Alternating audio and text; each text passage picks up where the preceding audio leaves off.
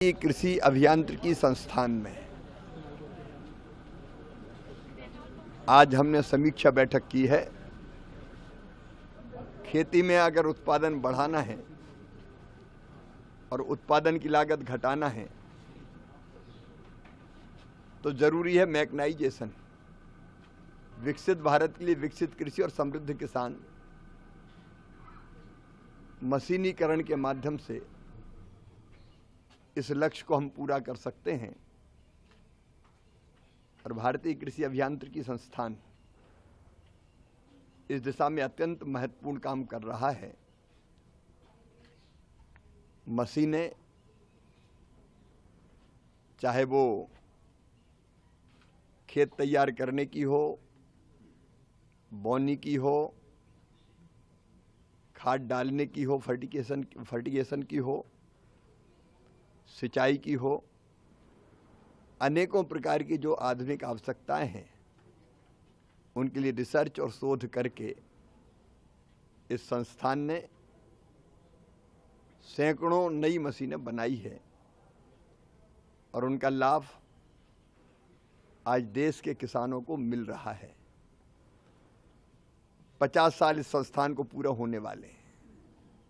यह साल 50वां वर्ष है और इसलिए संस्थान ने तय किया है कि एक तरफ वो 50 साल की उपलब्धियां देश के सामने रखेगा, लेकिन दूसरी तरफ आज की जरूरत क्या है मैकेनाइजेशन की, जो जरूरत है उसके हिसाब से प्राथमिकताएं तय करेगा। और शोध रिसर्च मैकेनाइजेशन के लिए जो हमारे किसान की जरूरत है उसके अनुसार होंगे। भारत में जोत के आकार छोटे छोटे हैं, लैंड होल्डिंग कम है, इसलिए कम लैंड होल्डिंग में किस तरह की मशीनें आएं जिनका उपयोग छोटे किसान भी कर सकें, उस पर आज की बैठक में बल दिया गया है। और आने वाले 10 साल के टारगेट हमारा अभियांत्रिकी संस्थान अब तय करने वाला है। अब पशु चालित मशीनों के बजाय छोटी मशीनें कैसे बैटरी चालित हो या सोलर के आधार पर चलें, उस पर काम करने की आवश्यकता पर आज की बैठक में बल दिया गया है। कई तरह के काम हैं जिनमें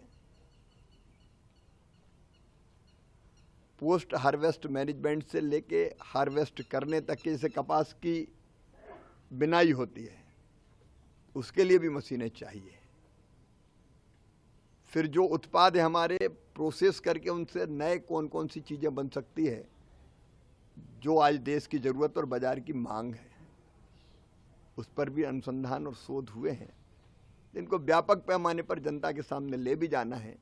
और विकसित भारत के लिए हम मशीनीकरण की, मैकेनाइजेशन की प्राथमिकताएं तय करके हमारे वैज्ञानिक उस दिशा में पूरी ताकत से काम करेंगे।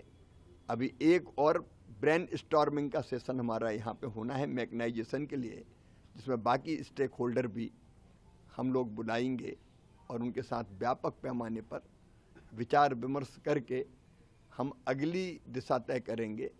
एक ये भी तय किया है कि व्यापक पैमाने पर किसान को इस मैकेनाइजेशन का पता चले, इसलिए मेले के प्रकार अब ऐसे होंगे कि जिसमें किसान का सीधा पार्टिसिपेशन होगा और वो फील्ड में किसान के बीच ही होंगे।